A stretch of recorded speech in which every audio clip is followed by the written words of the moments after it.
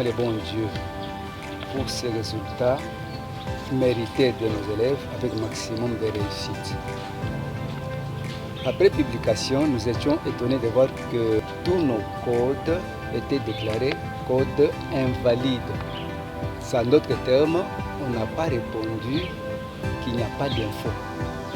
C'est-à-dire que tous les enfants, quand ils envoient leur code, on répondait code invalide.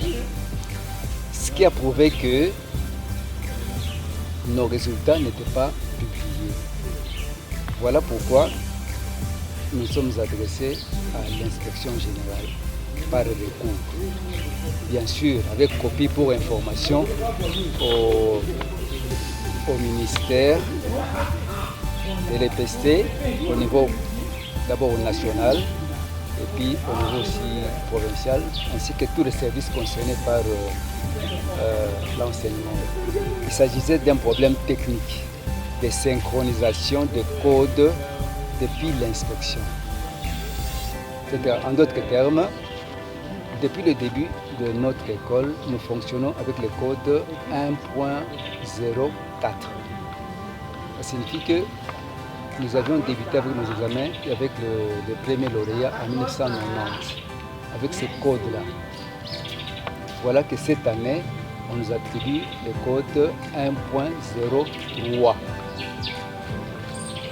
Moi, personnellement, ça m'a tiqué quand je suis allé récupérer les listes qu'on appelle E02 avec le code 103.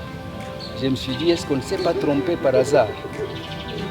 Alors on me dira non. Et 1.02, c'était pour maths physique. 1.03, c'était pour biochimie. Or, on avait fusionné maths physique et biochimie pour dire scientifique. Ce qui fait qu'il y avait 1.03 qui flottait. Voilà. Au niveau maintenant de codification, on a pris notre école, on l'a descendu à 103. Alors que au niveau national, dans les serveurs centrales, nous sommes restés toujours à 1.04.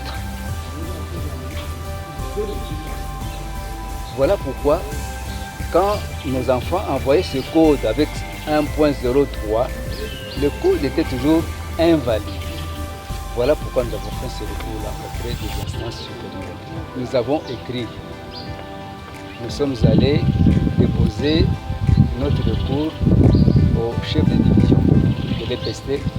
Nous sommes allés déposer notre recours à l'inspecteur provincial de l'EPST.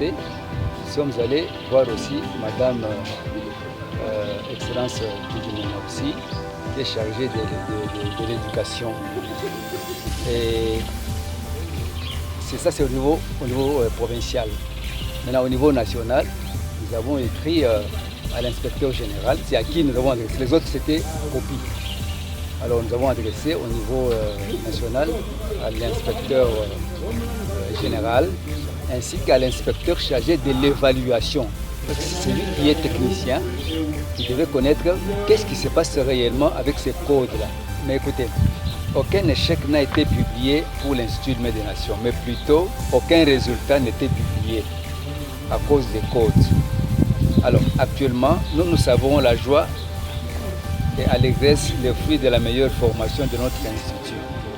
À propos du climat, le climat est serein, tout est calme.